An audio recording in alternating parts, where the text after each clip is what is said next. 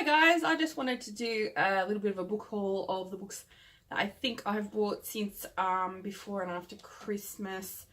I may have missed a couple. We moved house in February, so we're still unpacking things slowly, like unurgent things. Most of the books are unpacked, although I think there's a heap of my Agatha Christie still somewhere in a box, and I just want to get them out and look at them, so I might have to get onto that soon. Anyway, enough rambling. Let's get to the book haul.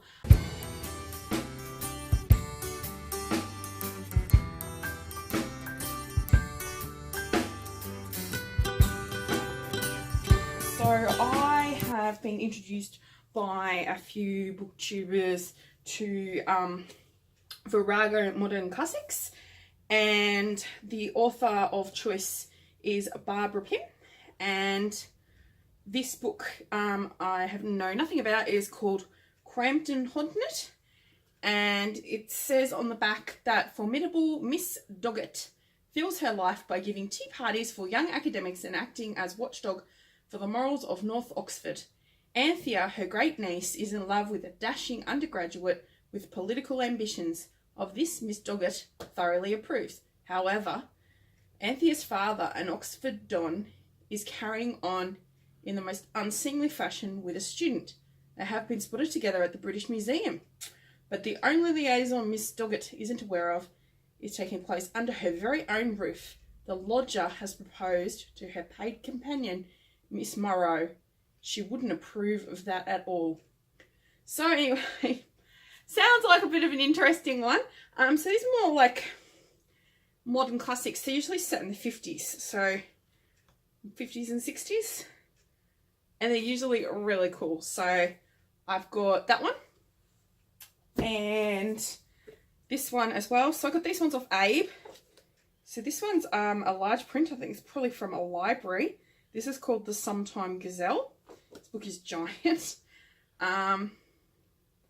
Yes, and there's no description of this one. And the writing's giant. Joys of buying off Abe books. And got an academic question by Barbara Pym. Yes, and that one looks very cool too. I'm not going to read all the description of these books.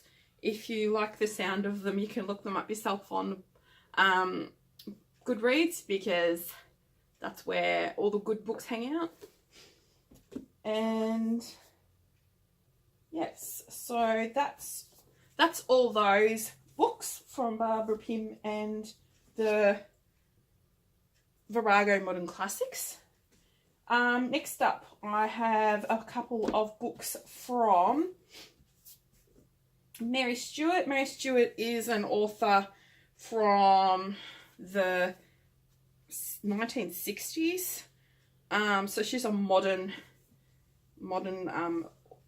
classics author, and I have another book of hers that I showed in my previous video, and I haven't got to either of these videos. We've got The Rose Cottage, and we've got this Rough Magic by Mary Stewart, and I think they're usually like mysteries and intrigue, and sometimes there's even magical realism in them, so they sound really exciting. I've got a night shift coming up soon, so maybe I'll have something to get me through the nights. Yes. And just a couple of random books that have no other spot.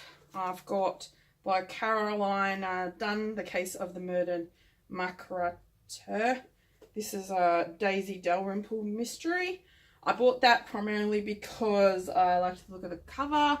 I like female protagonist cozy mysteries, so yep. And also I spoke about in my other book, my first ever Persephone book, Tory Heaven by Marghanita Laski. So I'm really excited about reading that one. So I got that one fairly recently.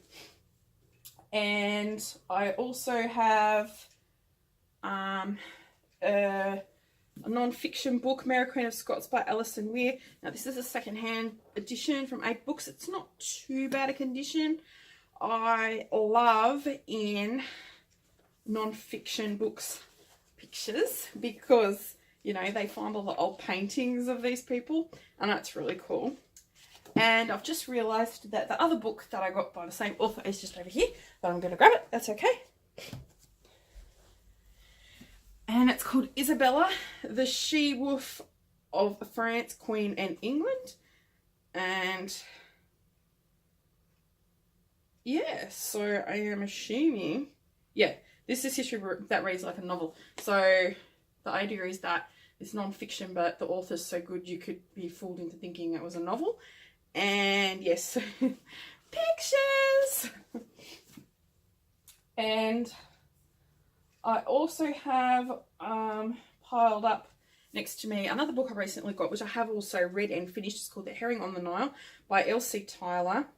Now this book is kind of a modern retelling of Death on the Nile. It's also got a little bit of a Murder on the Orient Express vibe to it. So the author is a man and the main character is an author and he is going on a trip down the Nile to get some inspiration for writing. And of course, while he's there, lo and behold, somebody gets shot. So he and his trusty sidekick slash assistant is called, oh my goodness, what's her name? Elsie, that was her name. Elsie's full of herself. And it's so funny because she doesn't even realise it, and that makes it even funnier. So, yeah, this was like book 5 or something. I didn't know that. It wasn't written.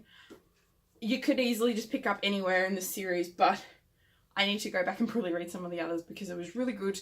And I spent the whole time going, oh my gosh, I know who's going to do it. And then, oh, wait a minute, because very much like an Agatha Christie, they take you off the scent. I also have another one by Jacqueline Winspear. This Grave Hour. Now, it looks like this is getting close to announcing World War II.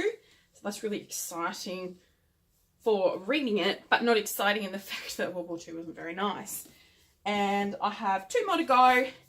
I have Death in the Floating City by Tasha Alexander. Don't know anything about this one either. Pretty much bought it because I've heard the author is great. I mean, it even says New York Times bestselling author. So purely peer pressure buy.